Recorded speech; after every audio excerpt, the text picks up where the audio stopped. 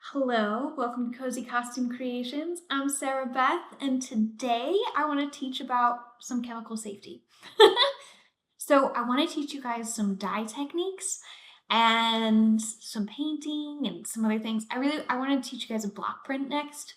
But before we go into any dyes, any paints, anythings, I want to talk about how to deal with them safely. And this is really important to me because in theater, we are really bad at this. We are so bad at this. It's a huge problem. It is a massive problem, and I'm trying so hard to change it in my little sphere of influence for myself, for my students, and hopefully for you, because theater is really bad at this. So perhaps a bit of a trigger warning. We're going to talk about how things can hurt you, and yeah, so there you go. Yeah, the reason this is really important is because in costumes, there have been a lot of costumers who have died of cancer from using carcinogenic materials. So this has had a lot of consequences in my industry and in the people in it, and I really want that to stop. And I myself have been exposed. I have dance rubbered, like, at this point, literally over 10,000 shoes. And for most of the time, I was using an N95 mask, which is not the mask you want to be wearing. So there's that. I didn't know better at the time. And the reason is that in theater, you're not taught these things. In my degree, I was not taught how to deal with any of these chemicals safely. I was not. And probably the people who taught me were not either. And so this is one of those things where I think there's a huge problem between like distinguishing art and science, because you got to know a fair amount of science to be able to do art safely and well and effectively. So they really go hand in hand. And also the distinction, the delineation between the two of them is really arbitrary. So that's kind of silly, but also, yeah. So I want to talk about this. So where I did learn these safety things is I minored in nutrition. So that's where I got a lot of my chemistry and a lot more of that background. And then oddly enough, I was actually a custodian for 5 months in college before I got my job at the costume shop. And I did learn a lot about chemical safety at the time. And that was really helpful. I didn't know exactly how to apply it, some of it, directly to the things, because I just kind of was like, oh yeah, I'll just do the things the way that you guys tell me to. And you don't want to do that. You want to know how to do things safely, because these are your lungs. This is your body. That's your skin. Those are your eyes. You got to be the one protecting them, because really, honestly, no one else is going to. And that's kind of a bummer. So I'm going to teach you guys how to protect yourself, because it's not taught in theater. It's not taught in costumes. And it has material consequences. People get very sick. People die. It's hard. So yeah, let's talk about it. And also, once we talk about this, then I can teach you some dyes and paints things, which is very exciting. So we're just going to cover kind of the basics, right? Very baseline, very foundational level, right? We can go a lot deeper. We can go a lot further. We can talk more about chemistry later. But for now, I just want to talk about the basics. So the first thing that you need to do when you're looking at a chemical, so I am a costume crafts artisan. Costume crafts is my specialty, right? I teach an MFA program in it, and that's like that's my real guy, right? Costume crafts is like all the specialty things. It's jewelry, armor, masks, prosthetics, shoes, all the weird stuff, right? So I work a lot with thermoplastics, adhesives, dyes, paints. I work with all the chemicals, right? That's me. And I want to stay safe. So the first thing that I want to do is I look at a chemical and I look at its SDS sheet or MSDS sheet. MSDS stands for Material Safety Data Sheet. SDS sheet, same thing without the M, just safety data sheet, right? So there is a difference between the two. An SDS sheet is more codified. It's got 16 specific sections of And an SDS sheet is a little bit more willy-nilly. Like, it's got some basics, but it's not as codified. It doesn't have the 16 sections. It can look a little different, right? SDS sheets are a little bit more of like a modern thing, and they're a little bit more codified, right? So what they are is an SDS sheet has the manufacturer of the chemical, it has information about the chemical, what is inside it, right? So barge cement, here's the chemicals it contains, right? Then it has a whole ton of different sections. And if you want, we could go through one together sometime, and that could be fun. So let me know if that's the thing you want. So comment below if that's the thing. And then it's got separate sections of like, here are the potential hazards. Here's how to dispose of it appropriately. Here's what to do in an emergency. Here's what to do if you ingest it. Here's what to do if you inhale it. Here's what to do in these cases, right? Here's how to dispose of it appropriately. Don't pour it straight into the city's water main. This is kind of funny though, because honestly, in costumes, most of our dyes and paints and things, we just use water and it goes down the sink, and that's probably not the most ideal way to dispose of it. So there's that. Anyway, so it does tell you how to dispose of it, and then it'll also tell you like flammability hazards, what temperatures it's safe at, how to store it. Do you store it in your flammables cabinet? All the things. So we'll talk a little bit about that. So it's going to have things it'll say in there like skin corrosive. That's something you definitely want to wear gloves for sure, right? Skin irritant means this might irritate your skin if you have sensitive skin, right? So there's different levels, right? There are a few different terms you might find in an SDS sheet or just in general. Mutagenic, that means can mutate your cells. So if something is mutagenic, be careful because that can mutate you.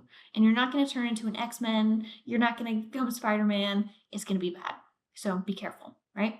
Carcinogenic, that means it can cause cancer. And that's what barge cement is. And that's the glue we use to attach dance rubber to shoes. Dance rubber is a rubber that has a lot of grip on it that you attach to shoes so that actors can, dance on the stage and not be slipping around, right? They've got good grip so that they can be safe, right? And the glue we use to adhere them together is barge cement. It's a really great glue, and it is very carcinogenic.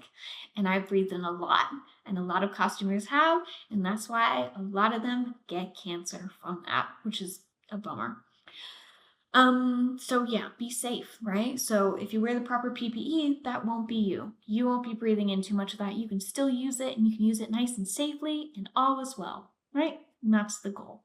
That's what I want for you, for me, for everyone in our industry, and for that to become the new industry standard, because it's not. Okay, so anyway, yeah, so it's going to have different sections. So mutagenic, carcinogenic will be in there. Corrosive, that means like, yeah, it's gonna corrode away. That's a problem. Irritant, like, could cause some irritation, might not be a big deal, might be kind of irritating, probably not too bad, right? Toxic, you want to stay away from that. Toxic is not good. And then there are different types of health hazards, right? They'll also probably, there's like that diamond. Yeah, diamond. Oh, here we go. Diamond. That'll have like the different colors and the different spots, and it'll say like, it'll have a number of how bad of a health hazard it is in those different sections, and then sometimes like some iconography, and you can learn about that as well. So there are things that are like inhalation, like don't inhale, respiratory, irritant, right? So there are things like that, right? So you want to be able to read those and say, this is a skin irritant. I'm going to wear gloves. I'm going to wear a smock.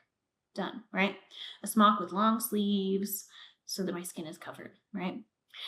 Eye irritant. I'm going to wear some safety glasses, right? Especially when you're dyeing, you're splashing stuff, right? If it's a splash hazard, wear some safety glasses or some goggles, right? So that you're protecting your eyes from whatever is going to splash up. That's important, right? Any kind of inhalation, you got to be really careful with it. And that's the biggest one in costumes. There's a lot of inhaling things you really shouldn't be inhaling. So we're going to talk about some different types of respirators in a second and go a little bit more into that because that one's a big deal, right? But kind of as you're going through the MSDS sheet, multiple things, right? So it'll tell you kind of some of the problems that it can cause, and then it'll be like, here's our recommended PPE. I always look at the problems of like, here's what it could do to me, and I choose PPE off of that. because a lot of times they'll be like, oh, just wear gloves and a safety glasses. And then if I'm reading it and it's like, ooh, like inhalation, like potential lung irritation, or like, yeah, respiratory, something like that, I'll be like, I'm going to wear a dust mask too, or I'm going to wear an organic vapor cartridge, or, I'm going to wear something for that, right? So I always wear what they suggest and then go further if you feel it needful, right? That's why you're the one reading the sheet so that you get to decide, right? You're going to take extra steps to make yourself really safe, right? So yeah, so then it's also going to be like, I should store this in the flammables cabinet. So it'll have like different, like, how volatile is this? How stable is the chemical? Is it going to explode if you look at it? Like what's the risk here, right? So a lot of things we store in our flammables cabinets, and you want to know like at what temperature it could, spontaneously combust, right? If it says 400 degrees, I'm not too worried about it because the chances of the costume shop getting 400 degrees, if it does get to that temperature, there's probably a fire or some other problems, right? So most likely in a normal environment, not going to be an issue, right? So you need to take that into consideration. If you have something that's like, this could spontaneously combust at, 74 degrees, then I'm probably not going to want to store it at room temperature because, oh my goodness, that could be a problem, right? So that's why you want to read these things to be like, what am I dealing with? What's going to happen if this gets cold? Like if this freezes, does it explode? If this gets too hot, does it like make everything go on fire, right? These are extreme examples, but they happen, right? So you want to read those so you know how to store the chemical appropriately, and so you know like the temperature it should be kept at and what temperature it most certainly shouldn't get to, things like that, right? You also want to know like, oh, if I spill this chemical, what do I need to put on it? So when I was reading recently, it's like put an inert substance such as dirt on it, right? I was like, great. So the dirt can suck it up and then there you go, done, right? Some things like acid and bases, this is where it's really helpful to know a little bit of chemistry. So that's muy importante, of knowing a little bit of like, oh, what can I mix together? And how do I not make mustard gas? Don't mix ammonia and bleach, please. But also like, yeah, if you have an acid spill, usually you're going to put a little bit of a base on it, like a lowish, like close to a 7, like is closer to the 7 pH, closer to kind of like a neutral of the base on it so that you can neutralize it, because when you mix an acid and a base, what they do is they precipitate into salt and then they create salt and water, right? So you can get salt and water and make it inert, right? So sometimes you got to do something like that where you're like, I got to neutralize this spilled acid. Other times with some chemicals, this is the same chemical I was looking at. It's like, oh yeah, don't put it in acid, don't give it an acidic condition because it can create formaldehyde in acidic conditions, right? So you want to read these ahead of time so you know that you're not mixing things and being like, oh, I'm just going to be breathing in formaldehyde all day. Woohoo! Mustard gas, like, no. So this is why chemistry is important, and I wish I'm trying to teach my students more of it, to be like, guys, don't do this. This is fine. And we need that more in costumes. So anyway, that's important, right? So reading your SDS sheet is step 1, and it's going to tell you a lot of really good, juicy information. And yeah, disposal is really great too. Don't dump it into your city's water main. Don't take a bath in it. Don't feed it to your dog afterwards. Like, right. And then it also tells you like, okay, if you eat this, do not induce vomiting, right? So it's like, okay. And then others are like, induce vomit immediately, induce vomiting right now, right? So it depends on the chemical, right? There are things where you're like, yeah, if you eat this, call 911, don't induce vomiting. They're just gonna have to drink a lot of water to try and neutralize this. It's also something like if you, all right, so your stomach acid is highly acidic, very, very acidic, right? It's HCl. So what you got in there is very acidic. Now, if you throw something like, if you're gonna drink bleach or something, do not drink bleach, guys, do not. But you can see how if you throw that into your body, it's going to neutralize the acidity of the acid in your stomach, and then you're going to have this really watery, it's not going to be good. If you're trying to like neutralize the things in your body that are like not meant to be neutralized, really bad idea, right? So like that's why you don't drink bleach, right? I mean, there are 1,000 other reasons too, but like, bruh. Anyway, so there's that. So basically, yeah, you want to know what you're doing, right? A little bit of chemistry is helpful. But yeah, step one, read the MSDS sheet, figure out the things, know what to do in an emergency, know what PPE you need to be wearing, know how to dispose of it, know how to store it. Those are like the major things you really want to know, right? If you know some chemistry and you can read some of these things, you're like, oh, I know that this is like flammable because it's got ethanol in there, and ethanol is alcohol, right? And alcohol is flammable, and so that makes sense, right? So you can put some of those things together and kind of know what you're dealing with if you know a little bit of chemistry. So would recommend knowing some. Okay. Now, step two is to wear the proper PPE, right? So you read the stuff, now you gotta apply it, right? If you only know it and you don't do anything with it, it's worthless. So you gotta do the things you know, right? So I'm gonna talk to you a little bit about different types of respirators. So you're gonna wanna tailor whatever respirator you're using to the chemical you're using. Sometimes you need something a lot more hardcore, something with a lot more protection. Sometimes something a little light, a little dust mask is totally fine, right? So let's talk about that. So this is my respirator. The company is 3M. What it has on here is I've got an organic vapor cartridge. This is a 6001. And then with that, I've also got a particle filter. So that's what this guy is. So the particle filter, this is basically just like a dust mask, right? So it's got the N95. So this is basically just like an N95 mask. N95s usually just filter out particles.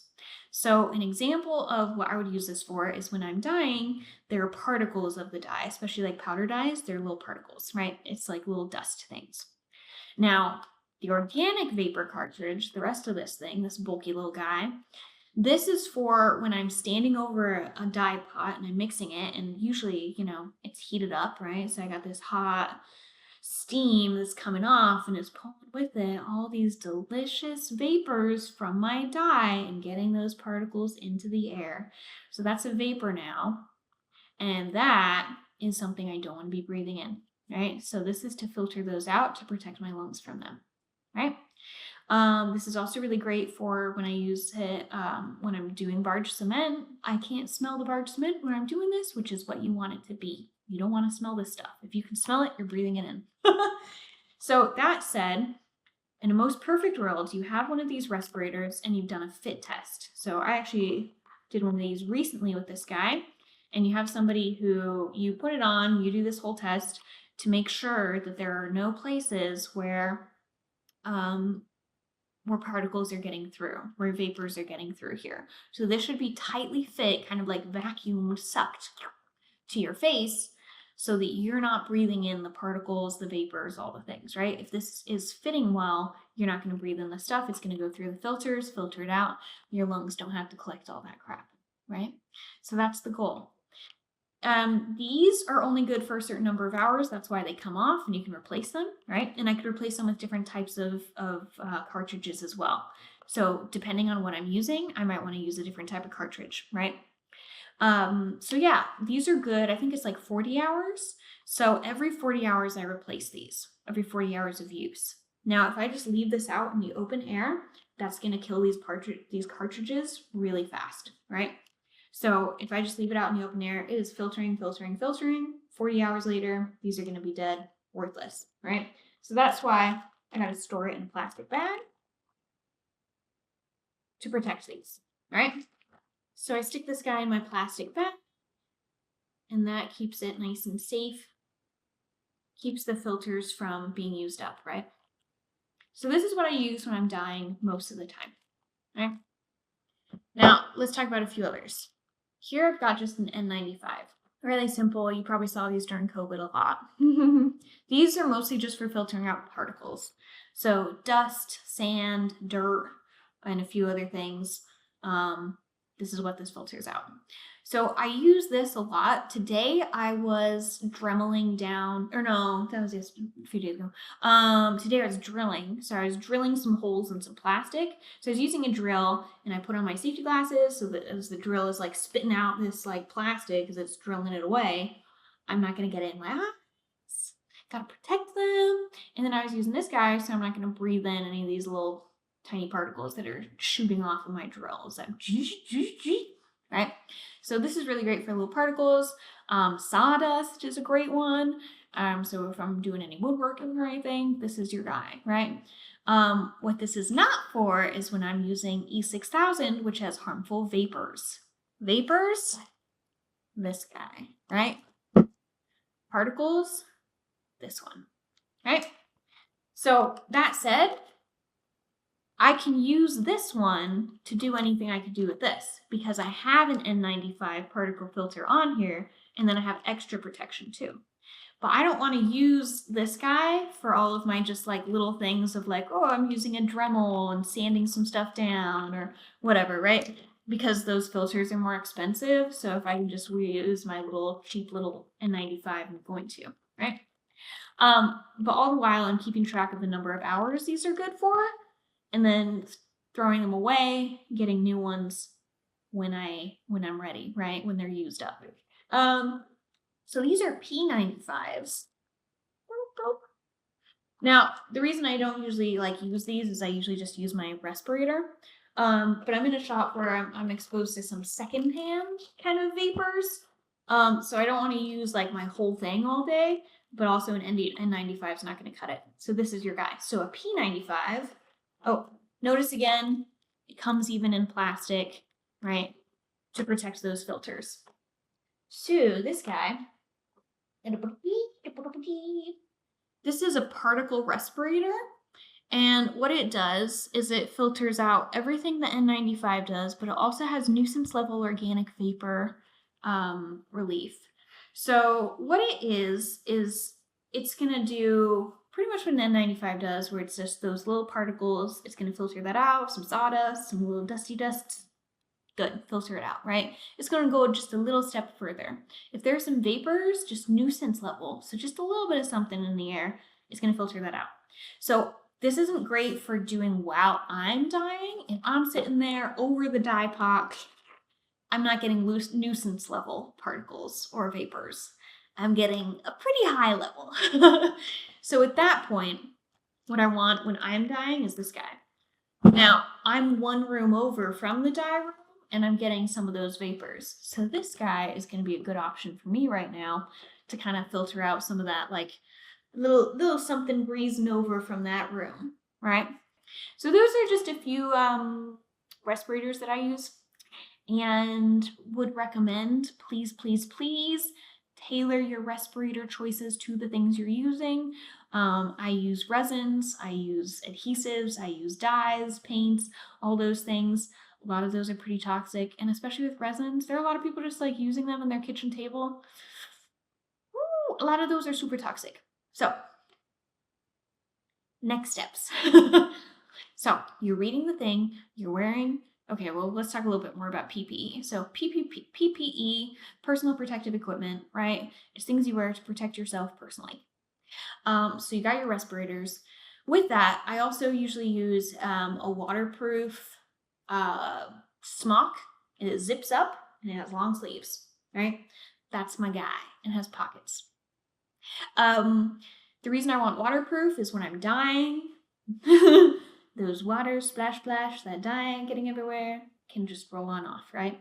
So that's very helpful to begin with. And then it protects my clothing, so I'm not bringing home all of my dyes and paints every day, right? So that's nice too. And then it's protecting my skin. That's why the long sleeve is important, is because a lot of things are skin irritants, skin corrosives, etc. So, especially if it's a corrosive, I'm going to want to wear something probably heavier duty. But for just like skin irritants, waterproof, low smock is great. But it's going to do a nice job of covering my skin pretty well and my clothes. Because the other thing about a lot of dyers will wear just like an apron. It just doesn't give you as much coverage. So an apron really just covers the front half of you, which isn't necessarily what you want. I think you want more coverage than that most of the time. The other reason is because if dyes get on your clothes and they soak through to your skin, a lot of them are irritating, right? So you just want something between you that's going to push it off, so that it's less about getting your clothes. I feel like a lot of them are like, it's because my clothes and it's to protect my clothes. It's not. It's to protect your skin. Like, that's really what it is. Because if you get it on your skin, on your clothes, this is nice little cotton. It's just going to soak it up, and then it's going to sit on my skin against that, right? And that's not what you want. So I would highly recommend a waterproof smock, so you can just get that off, keep it away from you, protect your skin. That's the major thing, right? And then as a bonus, you got to protect your clothes, and so you can wear cuter clothes to work. Not that I do, but but yeah, so that's great. We use nitrile gloves. So gloves are always important. Again, skin irritants, and also like when you're dyeing this and then you're over here with some leather paint, you can just like take those gloves off and get another, it just makes it also so you're not washing your hands as much, and so that you're not like having to strip them of all their oils and just getting like really dried hands from all the washing and stuff, and you're not exposing them to these things. Like, gloves are really good. You should wear them when you're dyeing every time, because you have a lot of surface area to absorb things into your skin. A lot of these things you don't want to absorb in. You just don't. So wear them gloves, right? So wearing gloves, a must. We use nitrile gloves because they are latex free, right? So latex gloves, a lot of people have allergies to, and especially in costumes, you might be making costumes for people who have latex allergies, and it's just best to not chance it. So nitrile gloves are what we typically use. And then safety glasses. You're going to want safety glasses and or safety goggles because of splashing. You want to protect your beautiful eyes. And also, yeah, especially when I'm like sanding stuff and using a Dremel and all things, like you don't want those particles flying up at you, right? So safety glasses are very important. Wear them, right? So whenever I dye, I am wearing my respirator with my organic vapor cartridges and my particle filters, and then I'm wearing safety glasses, and I'm also wearing my waterproof smock, and I'm wearing nitrile gloves, and that's my getup, right? You can get your hair up out of the way.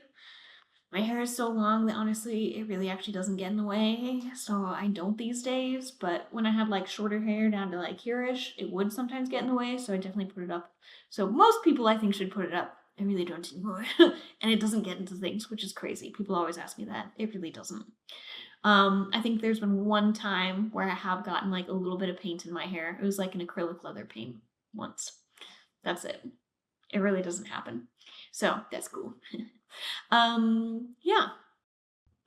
All right, so now let's talk about the space you should be doing this. Now, in a really beautiful, perfect world, you have a separate room in your costume shop for dyeing, painting, and it has a little enclosed little booth that you can stick your hands into and mix up any powder dyes, and it keeps them contained, and it's got a ventilator sucking all that air out there so those particles are going away and not getting everywhere.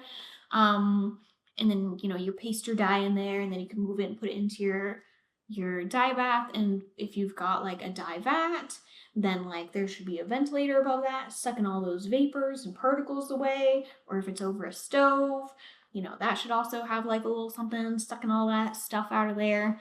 That's most ideal. In a really perfect world, you would have stainless steel countertops. I have never once seen that.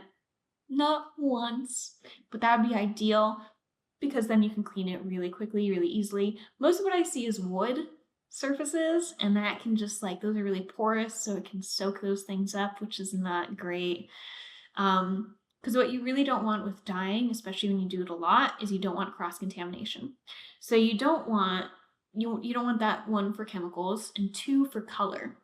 Because if I'm over here and I've mixed up some red and then I didn't clean up totally, I've got these particles of this little like red dye, and then someone's like, oh hey, can you get this spot out of this wedding dress that we have? And I'm like, oh yeah. And I get it wet, and I put that wet part on this table, and now it's soaked up those dye particles, even if they were minuscule and I couldn't see them before. Once a wet fabric touches that, it soaks it up, and I've got red spots all over this wedding dress. Oops. Yeah, so you don't want that, right? So you want to have Clorox wipes around so you can be cleaning those surfaces and bleaching them out and being like, nope, nope, nope, nope. Although Clorox wipes might not be the best choice depending on what the chemical interaction is with bleach and or a base and or other things. So this is why some chemistry is important, right? You can also use baby wipes. Those are pretty docile most of the time. But anyway, you want to have some wet wipe of some kind to like wipe your surfaces. So in a perfect world, you're having a stainless steel surface where that's nice and that'd be delicious. That'd be amazing. That'd be so great. But the point is, what's really lovely is like to keep your powder dyes, especially really contained, because those particles, they get everywhere, and so then you've got color everywhere, but then you've also got something that can be, irritating to skin and lungs and eyes and your body, and it's in the air and it's all over your countertops just by like opening the bottle, and these little particles are just like, we're in the air now. So if you can keep that contained, that's most ideal, is to keep that contained when you're opening the powder dyes and screwing them back up, right? So if you have a little box with a ventilator, shield, that's best, right? That rarely happens. We never have perfect facilities. We never even have like tolerable facilities, it feels like. We make do though, right? So anyway, perfect world, you have that all going for you. A less than perfect world, you have, as close as you can get to that. At the very least, you should have a separate room that you close the door to so that vapors aren't getting into other people, so that they're not breathing it in. Yeah, that's most ideal.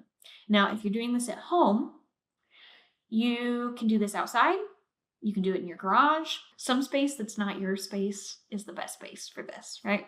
So what you really don't want to do is you don't want to be like, oh, I'm making this delicious soup, and then being like, this is also my dye pot. That's what you don't want. So you really don't want cross-contamination. Microwaves also.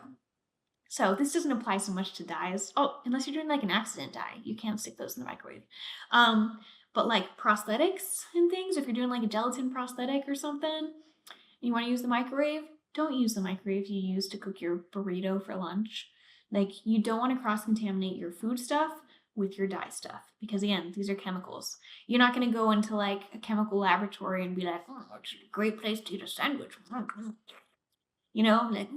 me just, a little extra, let me just throw whatever this is in here, and like that's how you die, right? Like, don't do that, please. So that's also why there's no eating in a costume shop, and especially in a craft shop, like, you don't eat there. And you don't bring a beverage unless it's water and it's got a bottle, like it's in a bottle, you got a top, right? Because you don't want those things. You don't want to eat those things, and just the proximity means you're going to eat them because they're in the air, right? And then especially if you're using the same utensils, you don't want to, don't do that. So you have to have separate things. Have a separate dye pot, right? Separate dye utensils, separate measuring cups. That's all separate, okay? Separate.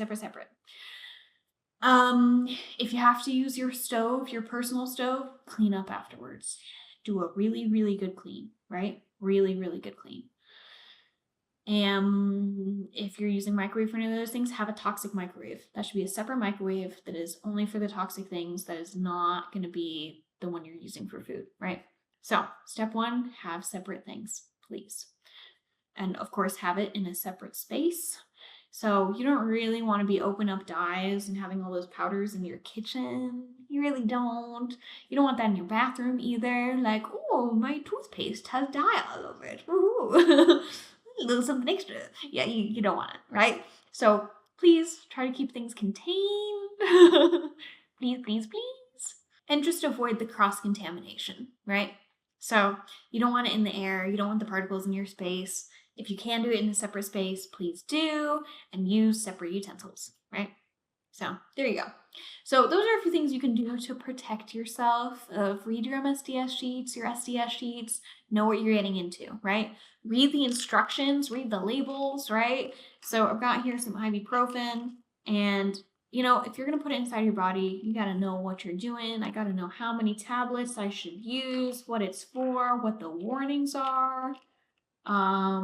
when not to use it, ask a doctor if, like, you're going to read those, or you should. And so it's the same thing for using a chemical. Same exact same, because you need to know how to protect it from going into your bodies and what's going to happen if you do, and how to, like, what steps to take at that point if it does get in you, right? So read the MSDS, read the SDS, read the instructions, because then you also know what you're doing of like, oh, this needs to be heat set for 30 seconds at this temperature, and that's going to keep my dye from bleeding, right? So reading the instructions is important anyway. So please do it, right? And then yeah, tailor your PPE to the chemical based off that SDS sheet, right? So if it's got vapors that are harmful, get a vapor get a vapor cartridge that's appropriate for your respirator. So you should also have a fit test to make sure that these fit properly so that there isn't any gaps in between, and so that when you're breathing, if you can smell the chemical, you're breathing it. That's not good.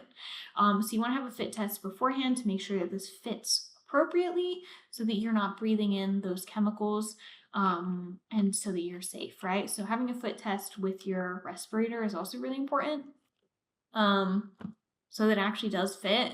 Because if you're wearing it and it doesn't fit and you're still smelling all those chemicals, you're still breathing them all in, then, you know, it's not doing its job. You're not protected, right? So having a fit test is also really important. Yeah, so wear your PPE, don't cross-contaminate, make sure you can clean up after yourself, do it in a space where you can clean up and contain everything, and yeah, don't cross-contaminate. Anyway, these might seem, some of these, like, wow, like that's kind of obvious. It should be. It kind of should be. But that said, a lot of people in costumes like aren't taught this, don't know this. If you're in any other industry, you'll be like, obviously. But for whatever reason, theater has always been something where it's like you can get away with all sorts of disgusting things, and it's fine. And I think it's because it's art, and so it's just not as regulated. I guess I don't really know, but anyway, there you go. Okay, one other thing I wanted to mention that is actually really important. Ever since I realized I spent like 4 years breathing in barge cement, like with the wrong kind of respirator, just using an N95 when I should have been wearing something like this. Like at that point I was like, well, crap. So I've really like erred towards using this whenever I can, right? Whenever I'm using something that I'm like, this might be problematic. Recently, I was like, oh, I feel very vindicated, because now in the US, non-toxic is a term that basically means that it hasn't gone through enough, like, enough processes, enough research, enough like bad, horrible things have happened to classify it as toxic, right? So in the US, a chemical is really considered innocent until proven guilty, which is maybe not the right way to go about that. I don't know. I feel like if I'm outside and I see some like random mushrooms, I'm going to assume they're poisonous until I know like, oh, that's immoral. I can eat that. You know what I mean? That's not how the US works. It's like, yeah, we'll just assume it's totally safe and non-toxic until somebody like something horrible happens. So RIT is classified, and it says on its bottle, as non-toxic.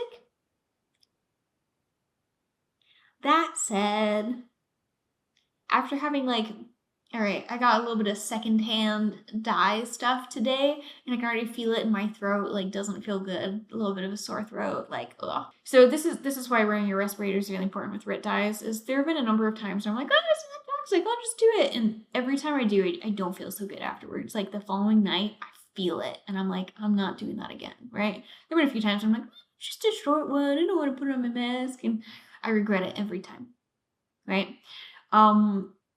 Yeah, no. I would not recommend breathing in that dye. I'm just saying you should wear a respirator with any type of dye you're using, even if it claims to be non-toxic, for the reason that non-toxic does not necessarily mean non-toxic, right? So I would be really careful about that. Yeah. So there's that. Here's another very fun, exciting fact. Yeah, so I would always get, like, headaches when people have, like, air purifiers in their cars, like those nasty ones that blow out that gross scent, and they, like, stick them in the little vents, and it's like, ugh.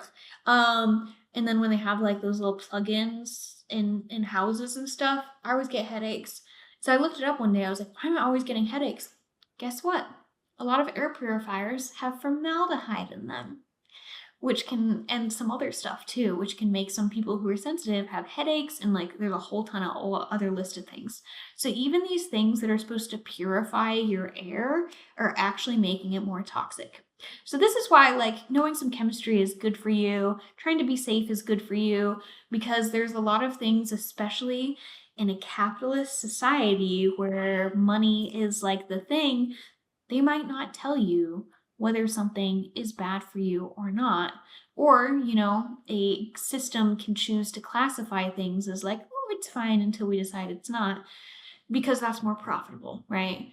Because it makes money rather than keeps people safe. So just where value is placed is stupid in my opinion, but it's also like it's not placed on your life, it's not placed on you being safe. And so that's why you got to place the value there, and you got to be real careful. You got to be so careful, because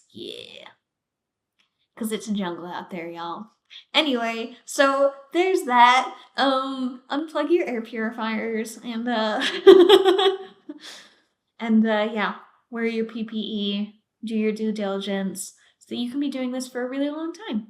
And yeah, anyway, so there you go. We can talk more about chemistry and some other things later if you guys want, or we can just move on to a block print, or we can do both, whatever. So thanks for joining me. I hope you had fun. Hope you learned some stuff.